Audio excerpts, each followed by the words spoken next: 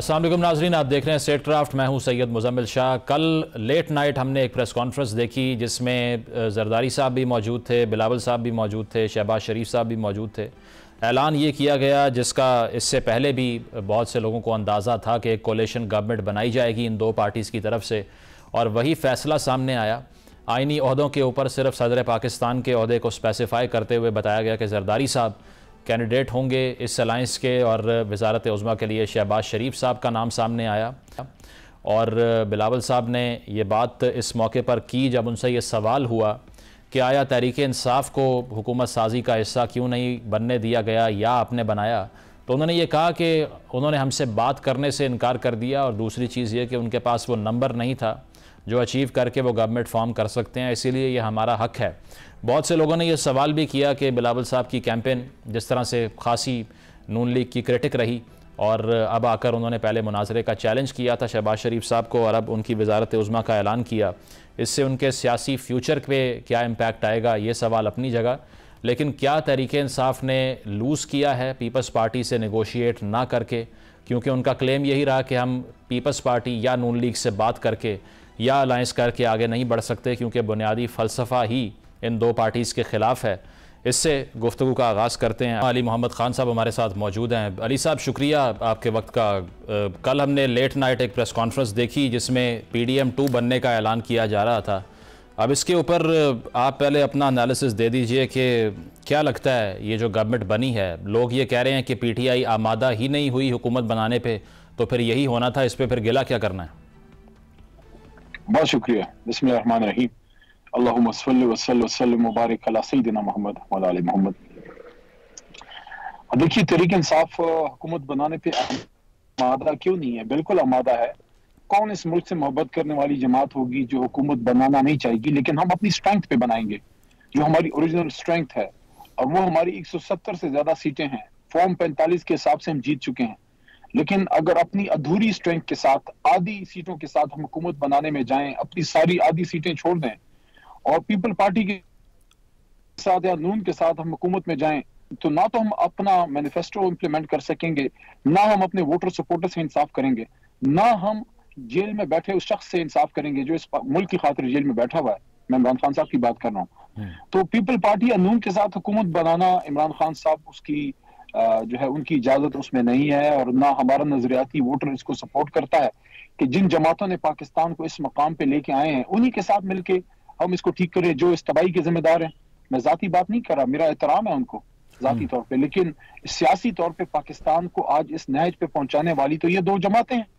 बाकी जहां तक उनका ताल्लुक है तो PDM 2 है, और उनके उतरे हुए चेहरे और आपस में जिस तरह से वो बैठे हुए थे, तो ऐसे ही लग रहा था जैसे कोई जबरदस्ती प्रोग्राम ही चल रहा है। अच्छा। और मियां साहब भी नहीं थे, तो इसका मतलब है बुजुर्गों की आशीर्वाद भी नहीं है उनको, उनकी दुआ भी नहीं है। तो जिस तरीके से ये स्टार्ट है, स्टार्ट तो बहुत ही अजीब सा है। और मैं समझता हूँ कि अभी भी इजलास शुरू होने में और वज़ीर आज़म के इंतखाब होने में काफी दिन मौजूद हैं। देखते हैं, हम अब भी पूरे एतमाद हैं, पूरी उम्मीद है कि इंशाल्लाह हमें हमारा मैंडेट जो है वो मिलेगा, इंसाफ होगा। और जिस तरह कमिश्नर रावलपिंडी ने इंकशाफात किए हैं, हकीकत अगर सामने आ गई तो हमारी तो 175 से 180 के बीच में सीटें हैं। अच्छा, लेकिन जो जुडिशल कमीशन का आप मुतालिबा कर रहे हैं, चड्ढा साहब के जो इल्ज़ामात हैं उन पर, अब उस पर अगर एक शख्स ने चीफ जस्टिस साहब को ही एक्यूज़ कर दिया है और वो इतने संगीन इल्ज़ाम लगा रहा है, तो PTI all of a sudden इतना ट्रस्ट क्यों कर रही है उन पर? देखिए, उन पर हमने क्या ट्रस्ट करना है? वो तो अभी तक इसी हुकूमत के साथ थे, लेकिन उन्होंने जो बात की है वो बात है जो जबान ज़द-ए-आम है। और उसके साथ साथ हमारे पास जो फॉर्म 45 का रिकॉर्ड मौजूद है हर हल्के में। तो एक शख्स, मैं आपको एग्जांपल दूंगा मुजम्मिल साहब, अभी कल ही मेरी आलमगीर खान साहब से गुफ्तगू हो रही थी कराची से, जो हमारे MNA थे। इस बार वो कोई 1,17,000 या 1,10,000 से ज्यादा वो वोट ले गए हैं। उनका 1 लाख काट के उनको 10 या 17,000 पे लेके आ गए, और जिस बंदे के काम थे उसको जिता दिया। अब हम सिंपल ये कह रहे हैं कि हम फॉर्म 45 आप कैलकुलेट करें, इसमें ना रीपोलिंग की जरूरत है, ना दोबारा इलेक्शन की जरूरत है, ना री काउंटिंग की जरूरत है। इसमें तो सिर्फ 2 घंटे बैठ के फॉर्म 45 किसी छठी सातवीं आठवीं जमात के तालिब इल्म को बैठा दें, उसको 300 रुपए का कैलकुलेटर दें, वो आपको कैलकुलेट करके बता देगा कि यहाँ फॉर्म 45 पे कौन जीता है। तो अगर उस पे जाते हैं तो ये वही बात है जो कि हम लोग कर रहे हैं, जो कमिश्नर रावलपिंडी ने बात की है, वो कोई नई बात तो नहीं कर रहे, वो तो यही बात कर रहे हैं जो पूरे मुल्क में तहरीक इंसाफ कर रही है। लेकिन ये देखें ना, जो जिन सीट्स पे आपका डिस्प्यूट है उसका नंबर भी अब तक समझ नहीं आता। कुछ लोग कहते हैं सिर्फ 22 सीटों पे आप कंटेस्ट करेंगे, कुछ कह रहे हैं कि आप 180 का पहले क्लेम किया फिर 170 पे आए। तो ये सीट्स हैं कितनी जिस पे पीटीआई समझती है कि उनका इलेक्शन चोरी हो गया है? 175 से 180 के बीच में मेरे ख्याल में ही है, 170 प्लस हैं। तो इलेक्शन कमीशन में कितनी दरखास्तें अली साहब फिर देंगे या दी हैं? देखिए, जो जो लोग हारे हैं वो तो सब एहतजाज कर रहे हैं, वो तो सब एहतजाज कर रहे हैं, लेकिन अगर ट्रेडिशनल ट्राइब्यूनल्स में आपने लेके जाना है वो तो साल लगेगा। इलेक्शन कमीशन के पास इख्तियार है, वो 2 महीने के अंदर इसका फैसला कर सकते हैं, हालांकि 2 महीने मैक्सिमम लिमिट है। 1 दिन का काम है, आप बैठ लें, रिकैलकुलेट करें, कंसोलिडेट करें और रिजल्ट निकालें। बेशक हमारे खिलाफ निकालें, लेकिन हमारे उम्मीदवार को साथ बैठा के तो निकालें। अच्छा, और ये बताइए कि जो शुरू में आप जिस तरह कह रहे हैं कि पीपल्स पार्टी और नून लीग के साथ बात नहीं हो सकती, अब अगर जेयूआई से बात हो गई थी तो पीपल्स पार्टी से बात करने में क्या फ़र्क था? क्या मुख्तलिफ है जेयूआई के फ़लसफ़े में पीपल्स पार्टी के पॉलिटिकल फ़लसफ़े में?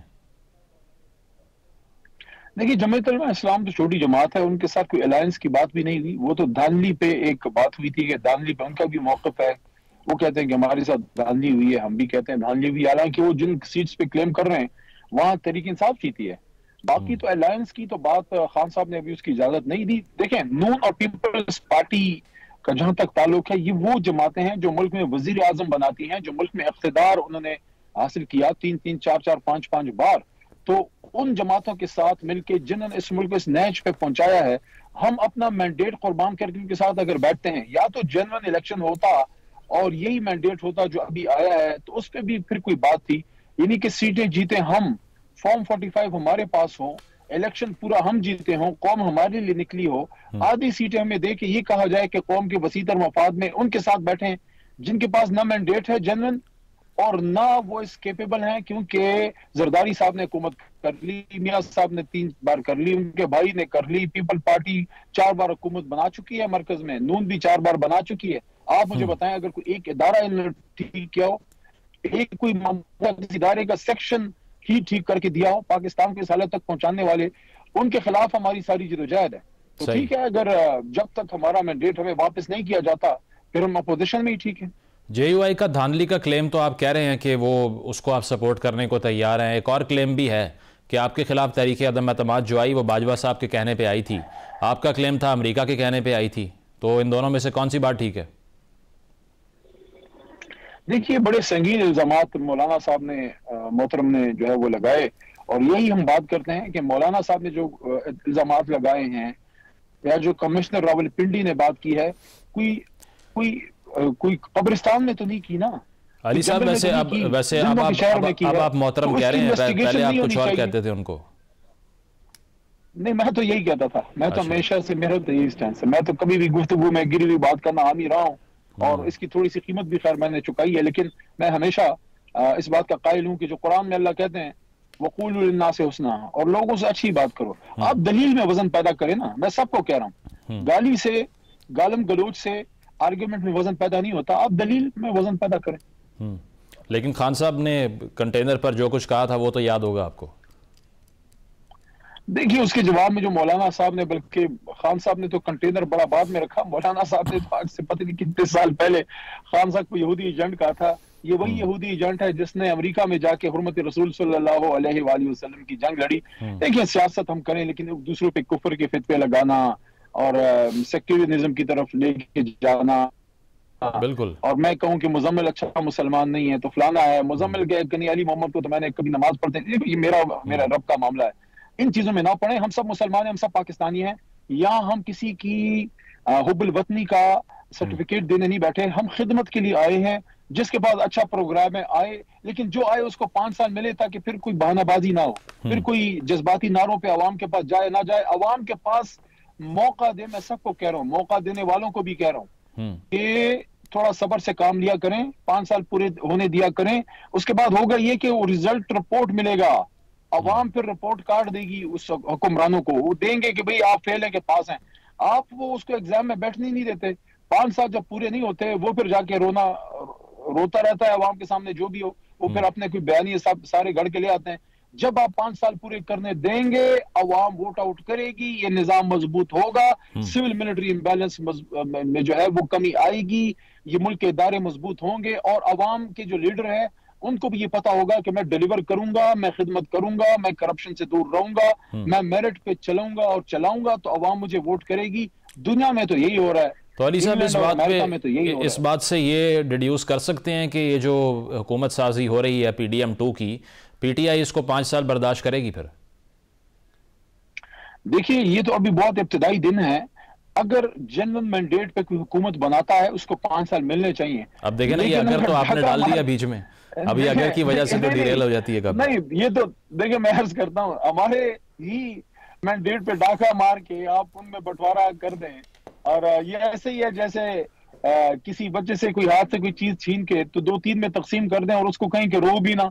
यानी कि मैंडेट हमारा, अवाम हमारे साथ, फॉर्म 45 पे हम जीते हुए, 170 से ज्यादा हमारी सीटें हैं। चले 47 पे तो वो जीते हुए हैं ना, बड़ी बड़ी चले इंशाल्लाह हमारी जारी है इंशाल्लाह। अच्छा, ये बताइए कि जो खान साहब अब मुतालबा कर रहे हैं अमेरिका से आवाज़ उठाने का, तो इस पर भी लोगों को हैरत है कि पहले तो उंगलियां उन्हीं की तरफ उठ रही थी कि हमारी गवर्नमेंट को निकालने वाले वो हैं, अब वो क्या इंसाफ दिलवाएं आपको? नहीं, मेरे सामने उन्होंने कोई ऐसी बात नहीं की, और उसकी वजाहत भी असद कैसर साहब ने कर दी है, क्योंकि बात को गलत पैराए में लिया गया है। बड़े ममालिक में जाके वहां इंटरनेशनल ऑर्गेनाइजेशंस पे अपना केस प्लीड करना एक और बात है, और उनको कहना कि आके हमारी हुकूमत गिराओ या इंटरफेरेंस करो वो अलग बात है। वो बिल्कुल नहीं होना चाहिए। कोई भी बैनुल अक़वामी ताकत हो, उसको कोई उसका काम नहीं है कि हमारे इंटरनल अफेयर्स में इंटरफेयर करे, लेकिन जो बैनुल अक़वामी इदारे हैं वहां आप अपना सदाए एहतजाज बुलंद करते हैं, हम भी करते रहे। अली साहब, वैसे ये रियलिस्टिक बात है? बैरिस्टर सैफ ने जो कहा कि खान साहब का मौक़िफ़ है कि अमेरिका अपनी गलतियों का अजाला कर ले, अ नेशन लाइक पाकिस्तान जो कि इतनी डिपेंडेंट है बेल आउट्स के लिए IMF पे, वो अमेरिका को चांस दे रही है कि अपनी गलतियां सुधार लो? देखिए, मुख्तलिफ लोग अपने पैराए में इन चीज़ों को लेते हैं। बस उसूली बात यही है कि अमेरिका या कोई भी बैनुल अक़वामी ताकत पाकिस्तान में इंटरफेरेंस के हम हामी नहीं है, और ये हम समझते हैं कि हम अपने फैसले खुद करें, लेकिन हम अपना निज़ाम खुद ठीक करेंगे, और उसके लिए हमें सच बोलना पड़ेगा। जिसका जो हक है उसको देना पड़ेगा। अवाम का जो मैंडेट है जिधर दिया है उधर आप जब अलाउ करेंगे कि अवाम का ओरिजिनल जो मैंडेट है उस पर हुकूमत बनेगा, तो वो हुकूमत मजबूत फैसले भी करेगी और अवाम फिर उसका एहतसाब भी कर सकेगी। अब जिनको अवाम ने वोट नहीं दिया, आप उठा के उनको इक़्तिदार दे दें आप मुझे बताएं फिर उनसे कौन पूछेगा? अच्छा, और ये आपका ट्वीट मैंने देखा जो आपकी मुलाकात हुई उसके बाद आपने किया, और आपने उसमें फ़तह मक्का मॉडल का जिक्र किया, ट्रूथ एंड रिकन्सिलिएशन की बात की। अब लोग आप पर यही तनकीद करते हैं कि जब इससे पहले मुशर्रफ साहब के बाद जब जो लोग सियासी मैंडेट जिनका छीना गया था, जिनको पॉलिटिक्स से बाहर रखा गया, वो वापस आए, तो जो उस वक्त वही ट्रूथ एंड रिकन्सिलिएशन हो रहा था उसको PTI ने मुकमुका कह दिया, अब वो खुद इसी की डिमांड कर रही है। देखिए, उसको तो खुद ही जिन्होंने बनाया था, that was not truth and reconciliation, philosophy तो वही थी वैसे। वो तो बेसिकली चार्टर ऑफ डेमोक्रेसी नामी एक चीज बनाई, लेकिन उसको तो मियां साहब ने खुद ही तोड़ा। वो तो उन्होंने बना के खुद ही तोड़ा, मियां साहब ने और बीबी ने तोड़ा। जब वो मुशर्रफ से उन्होंने डील कर ली, वो तो उन्होंने खुद ही उसको खराब कर दिया। लेकिन it is never too late. Khan साहब ने जो बुनियादी फलसफा दिया है वो यही है कि चूंकि 2/3 अक्सरियत हमारे साथ है, और वो साबित हो गया इस इलेक्शन में। आज भी ट्विटर बंद है, आपने पूरे दिन इंटरनेट बंद रखा, इलेक्शन वाले दिन क्यों रखा? आज भी आप फॉर्म 45 जो है उसको मानने के लिए तैयार नहीं है। क्यों तैयार नहीं? क्योंकि सबको पता है कि कौम इमरान खान के साथ है। तो खान ने ये मैसेज दिया है कि इख्तिदार में आके वो सियासी इंतकाम नहीं लेंगे, वो सियासी इस्तेहकाम की तरफ मुल्क को लेके जाएंगे। ऑपोजिशन लीडर कौन बनेगा? आप बन सकते हैं? खान साहब का फैसला है। अच्छा, अब तक नहीं हुआ फैसला? मेरे इल्म में नहीं है। ये बताइए कि ये जो एक दरख्वास्त आ गई है अदालत में जिसमें इंतखाबात को कलअदम करार देने की प्ली की जा रही है, खुदा न खास्ता आप तो नहीं सपोर्ट करते इसको? हम तो आखिरी लोग हैं जो उसको सपोर्ट करेंगे, क्योंकि हमें मैंडेट मिला है। अपने मैंडेट के अपने हाथ से तो हमने कला कमा नहीं करना। हम तो ये कह रहे हैं जो ओरिजिनल मैंडेट है उसको गिने, खुदारा फॉर्म 45 निकालें, उसको गिने, वरना फिर कानून से ये फॉर्म 45 खत्म करें। ये कहें कि जनाब बस फॉर्म 47 इशू हो जाएगा, जिसको मिल जाएगा वो जीत जाएगा। इलेक्शन पे कितना खर्चा क्यों करते हैं? आखिरी सवाल, मुल्क के लार्जर इंटरेस्ट में अगर ये पीडीएम की जो अलायंस है ये पार्लियामान में आपसे बात करती है कुछ रिफॉर्म्स की, कुछ कॉन्स्टिट्यूशनल अमेंडमेंट्स की, ताउन करेंगे ही नहीं या कुछ सोचेंगे इस पर? नहीं, क्यों नहीं करेंगे। देखिए, हुकूमत में इनके साथ बैठना एक और चीज है जो हम नहीं बैठ सकते, लेकिन मुल्की मफाद में पार्लियामेंट में अगर हमने गुफ्तगू नहीं करनी तो पार्लियामेंट को तनख्वाह लेने के लिए तो हम नहीं जाएंगे। ये वो खान साहब जब वजीर आजम थे मुराद अली शाह साहब से मिलते नहीं थे? नहीं, सियासत में बात होनी चाहिए, सियासत में गुफ्तगू होनी चाहिए। अलायंस बनाना ना बनाना वो एक और चीज है। पीपल पार्टी के साथ और नून के साथ हुकूमत बनाने से बेहतर है फिर हम सियासत छोड़ दें। लेकिन उनके साथ बैठ के मसाइल पे गुफ्तगू हमने करनी है और उनको भी करनी चाहिए, उनको भी करनी चाहिए। खुशाइन बात है। बहुत बहुत शुक्रिया। अली मोहम्मद खान साहब हमारे साथ मौजूद थे। उनका कहना यही था कि अपोजिशन में बैठकर लार्जर इंटरेस्ट में मुल्क के लिए कोई नेगोशिएट करना गवर्नमेंट से, इसमें कोई हर्ज नहीं है। लेकिन अगर ये सोचा जाए कि पीपल्स पार्टी या नून लीग किसी एक के साथ हुकूमत साजी पर बात हो जाती तो ये पीटीआई का जो बुनियादी फ़लसफ़ा है उसके खिलाफ है। एक ब्रेक शामिल करते हैं, ब्रेक के बाद वापस आएंगे। Stay with us. Welcome back नाजरीन। जिस तरह से हमने ये देखा कि एक और पीडीएम की अरेंजमेंट सामने आई, जरदारी साहब को प्रेसिडेंट के तौर पे सामने लाया गया और साथ साथ बिलावल साहब ने ये ऐलान भी किया कि शहबाज शरीफ साहब को हम सपोर्ट करेंगे। अब सवाल यही है कि अगर इस नौइयत की हुकूमत साजी होती है जब अपोजिशन में तहरीक इंसाफ के जो इंडिपेंडेंट्स थे वो बैठे होंगे, तो ये गवर्नमेंट कितनी सस्टेनेबल होगी? क्या पाकिस्तान के जो सीरियस मसाइल हैं जिसमें महंगाई अगर उसकी बात की जाए या IMF प्रोग्राम सिक्योर करने की बात की जाए, दहशतगर्दी का जो मसला है उसको कर्टेल करने की बात की जाए, तो क्या ये हुकूमत इन चैलेंजेस पर काबू पा सकती है या फिर ये अपने सर्वाइवल की जंग लड़ेगी? इस पर हम बात करते हैं। शहजाद इकबाल साहब हमें ज्वाइन कर रहे हैं, सीनियर सहाफ़ी हैं, तज्ज़िया निगार हैं। बहुत शुक्रिया शहजाद आपका।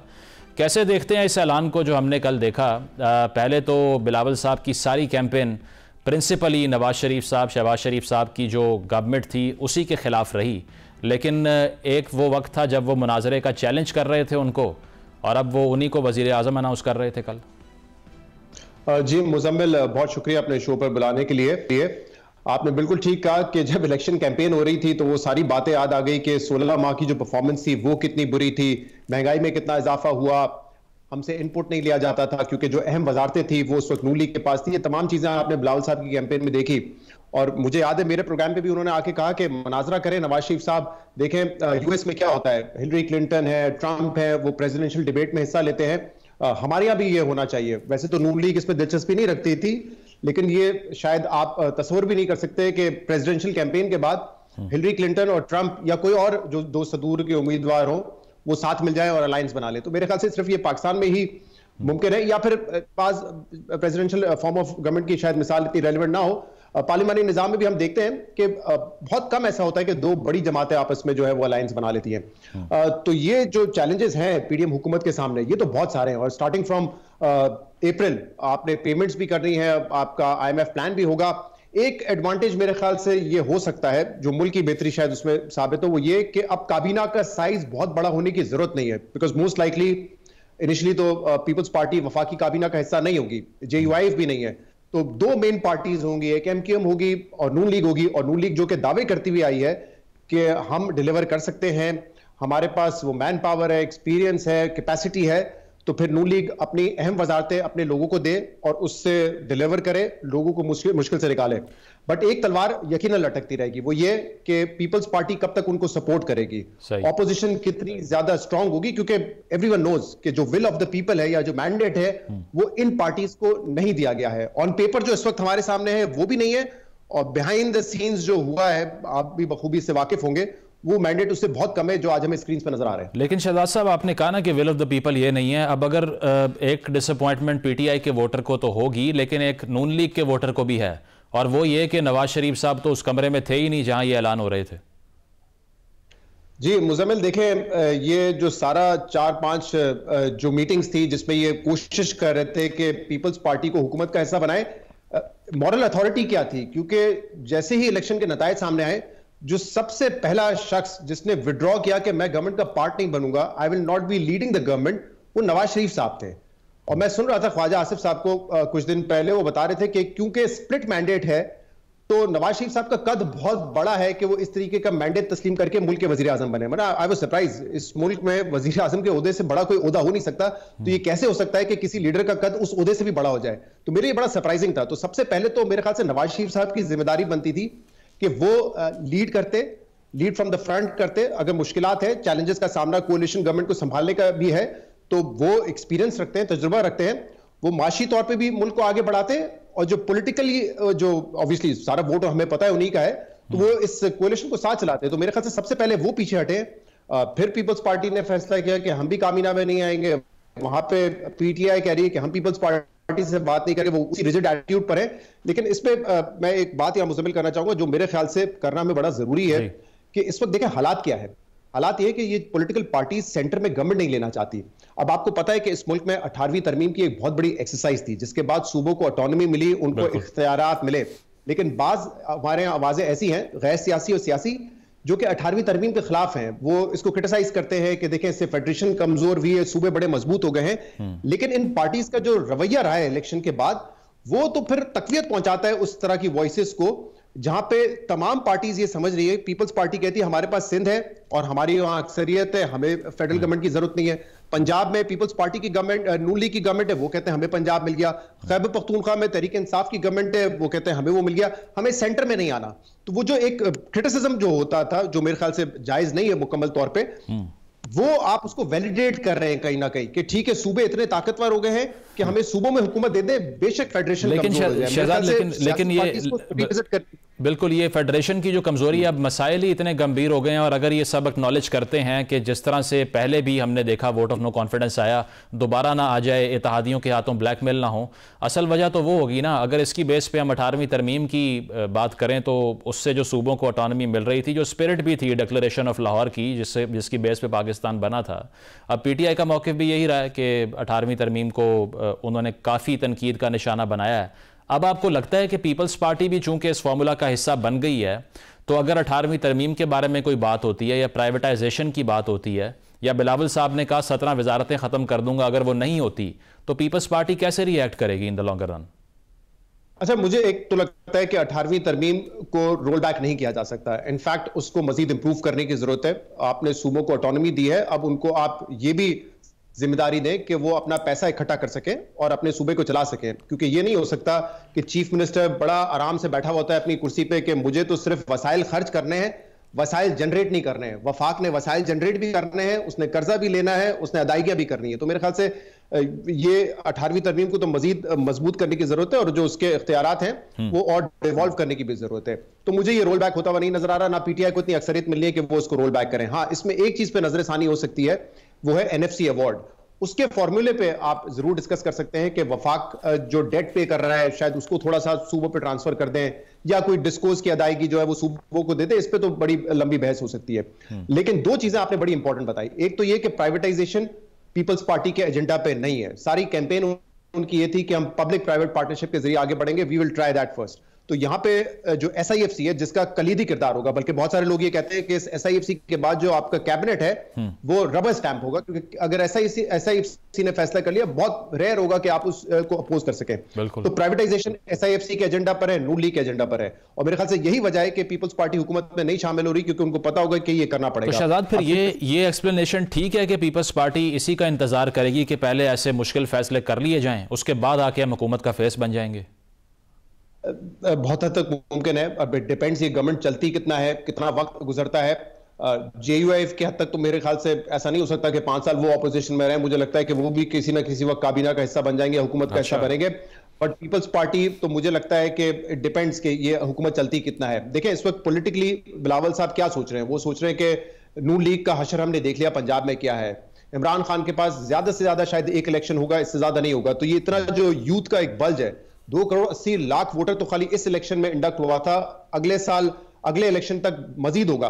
तो अगर बिलावल साहब ने पंजाब में ये स्पेस क्रिएट करनी है, जो एक वैक्यूम है, अगर वो रहता है इमरान खान के बाद, क्योंकि फिलहाल तो हमें नजर आ रहा है कि वहां पे पीटीआई का वोट है, तो वो तो उसको टारगेट करना चाहेंगे, और वो टारगेट उसी वक्त कर सकते हैं जब वो नून लीग को अपोज करेंगे। बार बार नून लीग के साथ हुकूमत में बैठ के वो पंजाब में अपनी जगह नहीं बना सकते शहजाद। लेकिन ये एक अच्छा ओवरलैप बन गया था। मैंने पीटीआई के बहुत से वोटर्स को ये कहते हुए सुना है कि बिलावल साहब एक्सेप्टेबल थे उनके लिए, तो पीटीआई ने सियासी गलती नहीं की कि उनको बॉयकॉट करके उनसे बात ना करके?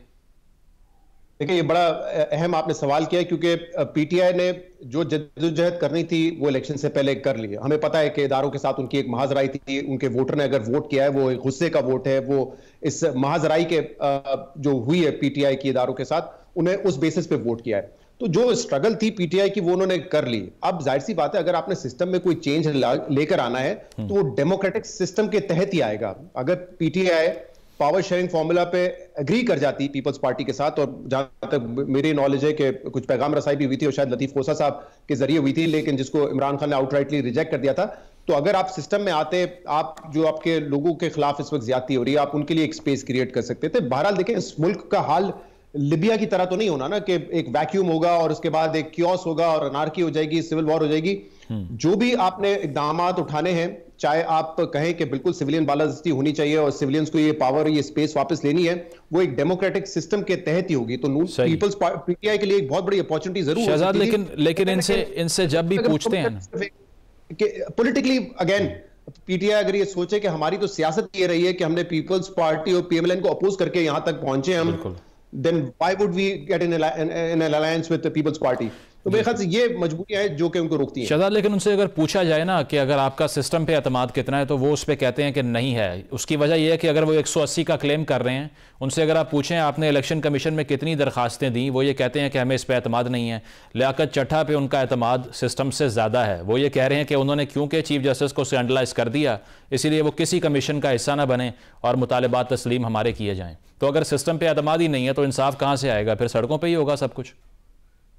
इस सड़कों पे तो उन्होंने काफी इंसाफ लेने की कोशिश कर ली, नहीं मिला। मेरे ख्याल से जो बेस्ट उनको मिल सकता था वो ये रिजल्ट था इलेक्शन में। चाहे आप सड़कों पे लॉन्ग मार्च कर लें, उससे नहीं बदलना। पीटीआई के लिए सबसे बड़ा एडवांटेज ये था, उनका वोटर निकल आया, जो बहुत कम लोग एक्सपेक्ट कर रहे थे कि इतनी ज्यादतियों के बाद शायद वो ना निकल सके, तो वो निकल आया। अब इसको उन्होंने अपने एडवांटेज के तौर पर इस्तेमाल करना था।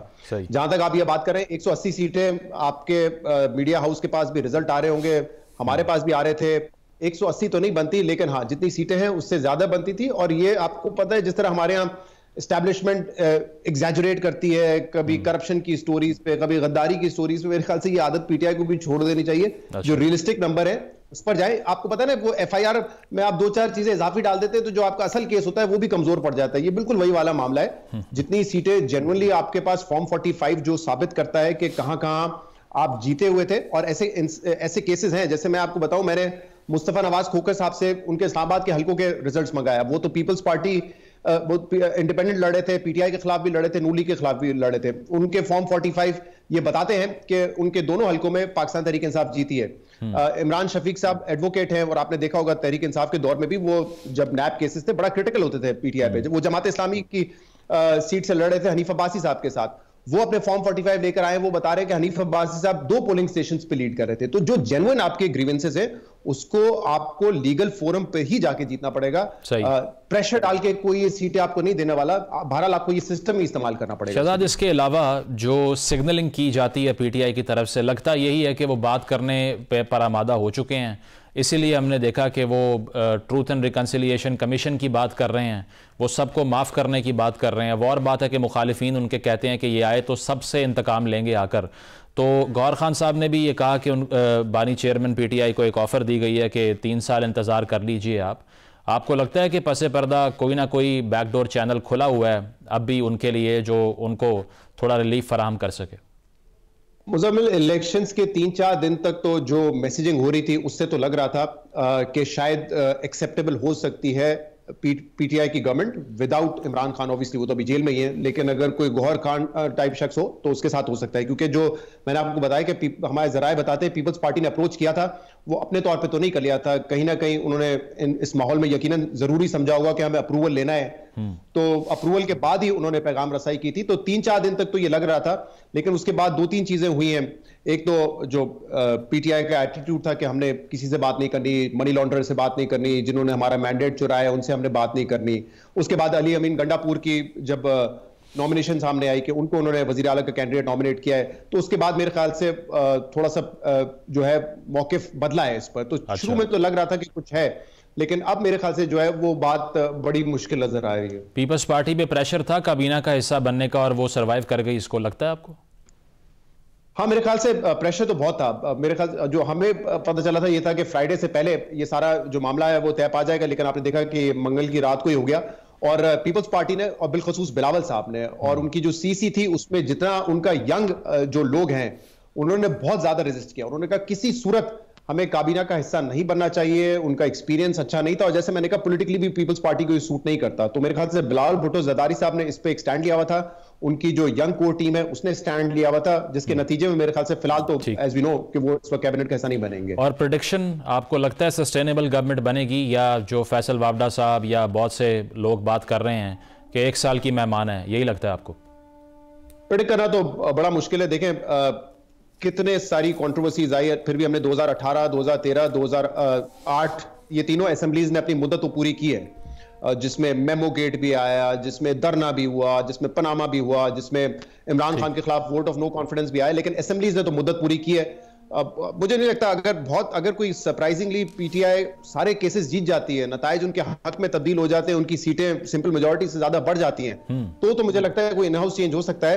Otherwise it's anyone's guess. आपको पता है जैसे पाकिस्तान में हमेशा कहा जाता है कि इस वक्त भी हम एक नाजुक दौर से गुजर रहे हैं। ठीक है, बहुत बहुत शुक्रिया। शहजाद इकबाल हमारे साथ मौजूद थे। उनका कहना यही था कि तहरीके का जो क्लेम है सीट्स का, अगर वो उनको मिल जाता है तब इन हाउस चेंज जो है वो आसान होगा। एक ब्रेक शामिल करते हैं, ब्रेक के बाद वापस आएंगे। स्टे विद अस।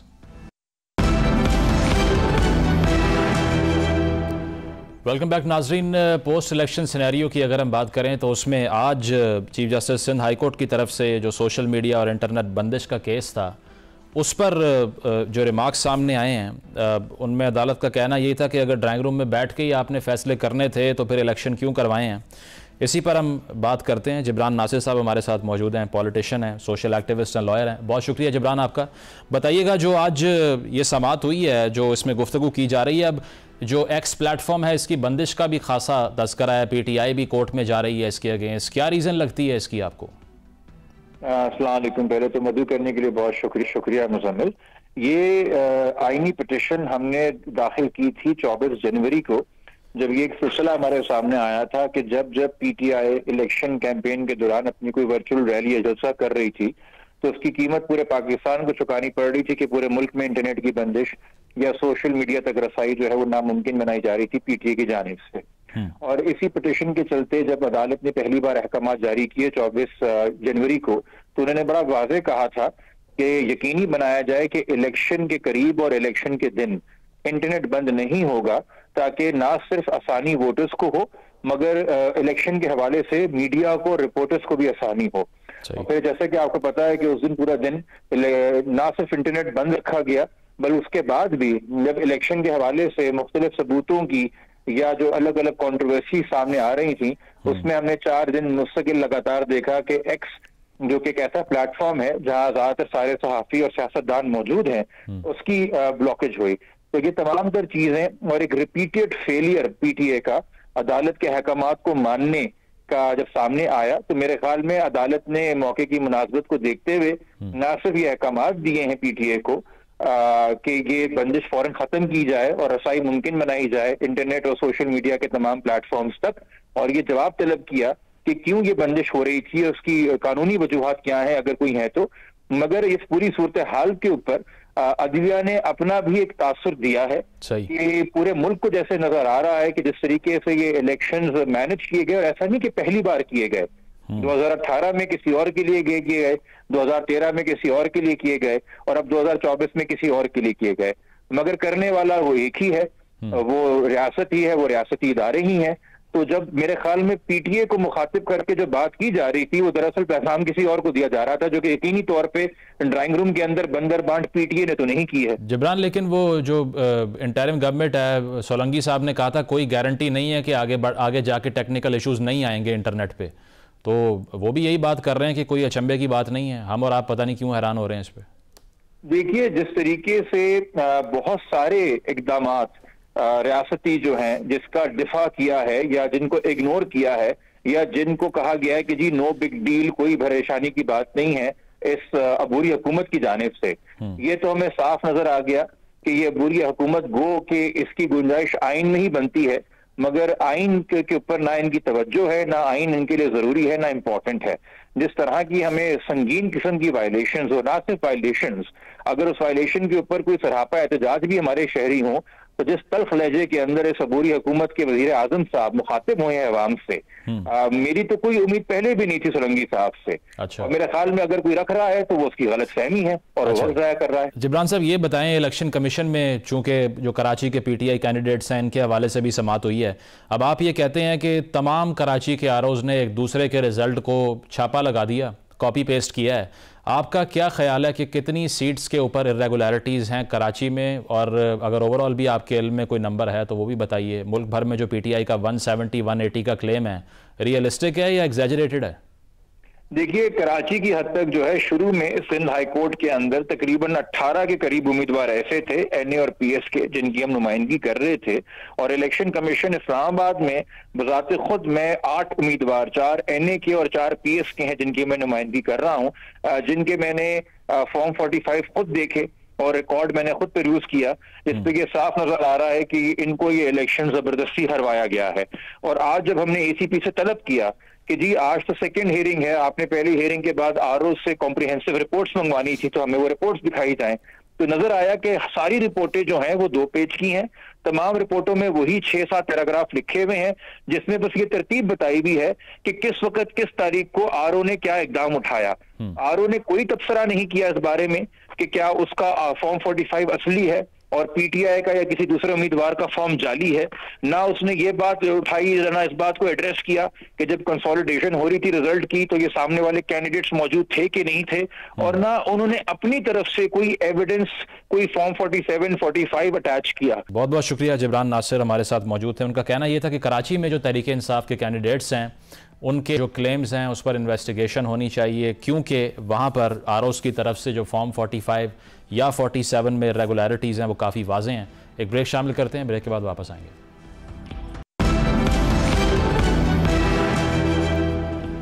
नाज़रीन, प्रोग्राम में आपने मुलाहिज़ा किया, अपना फ़ीडबैक ज़रूर दीजिएगा। इजाज़त दीजिए, अल्लाह हाफ़िज़।